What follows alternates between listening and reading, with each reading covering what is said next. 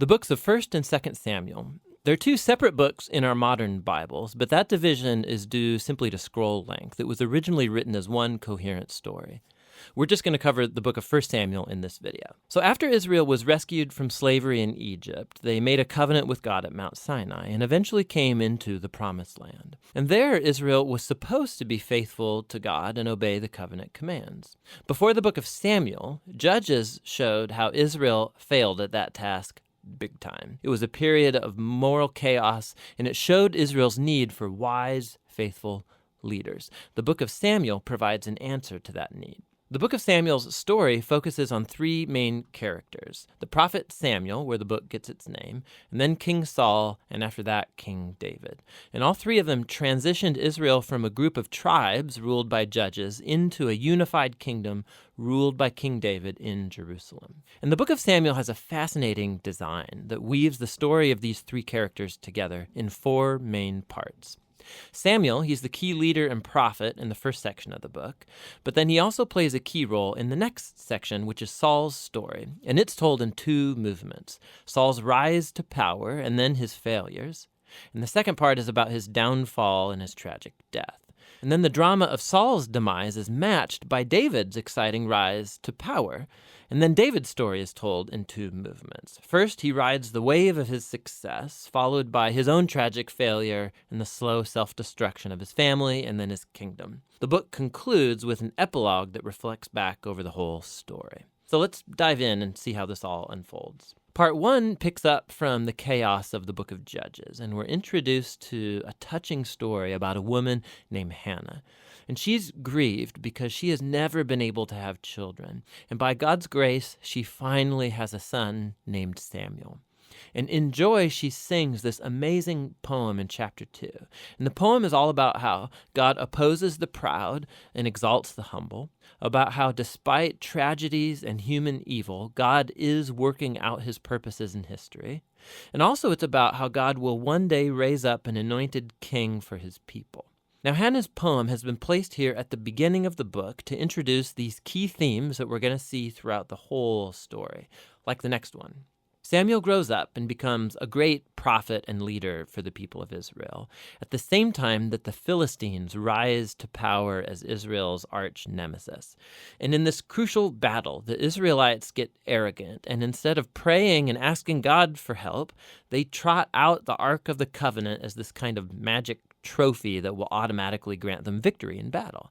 And so because of their arrogant presumption, God allows Israel to lose the battle and the ark is stolen. So the Philistines, they take the ark and they place it in the temple of their god, Dagon. And then the God of Israel defeats the Philistines and the god Dagon without an army by sending plagues on the people. And then the Philistines don't want the ark anymore, obviously, and they send it back to Israel. And the point of this little story seems to be this: God is not Israel's trophy, and he opposes pride among the Philistines, but also among his own people. And so Israel needs to remain humble and obedient if they want to experience God's covenant blessing, which opens up into the next large section. The Israelites come to Samuel and they say, "Hey, we want a king like all the other nations have. Go find one for us."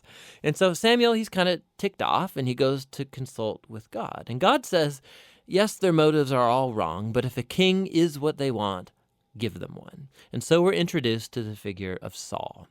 Now, Saul is a tragic figure because he begins full of promise. He's tall, he's good looking, he's a perfect candidate for a king, but he has deep character flaws. He's dishonest, he lacks integrity, and he seems incapable of acknowledging his own mistakes. And so these flaws become his downfall. He wins some battles at the beginning, but his flaws run so deep, he eventually disqualifies himself by blatantly disobeying God's commands.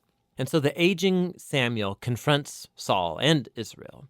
He had warned the people that they would only benefit from a king who's humble and faithful to God. Otherwise, the kings of Israel will bring ruin.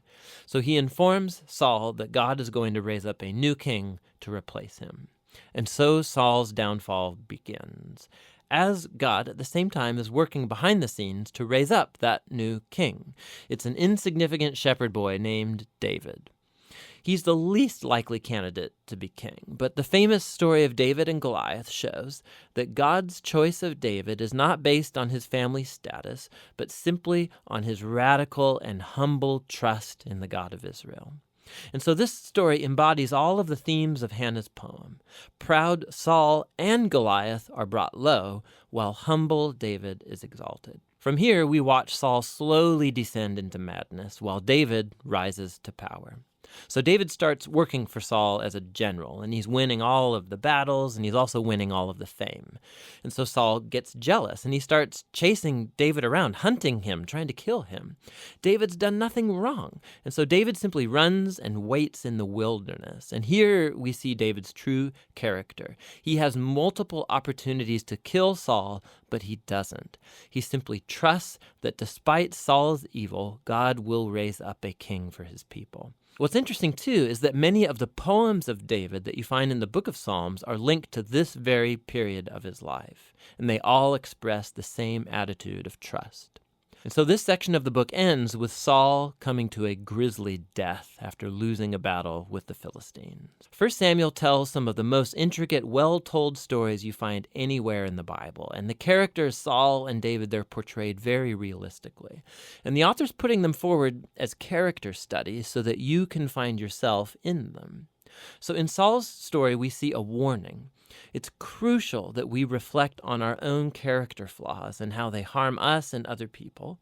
And with God's help, we need to humble ourselves and deal with our dark side so that Saul's story doesn't become ours. David, on the other hand, is presented as an example of patience and trust in God's timing in our lives. And so he's running in the wilderness, being chased by Saul. David had every reason to think that God had abandoned him, but that's not what he thinks. And so David's story encourages us to trust that despite human evil, God is working out his purposes to oppose the proud and to exalt the humble. And that's what 1 Samuel is all about.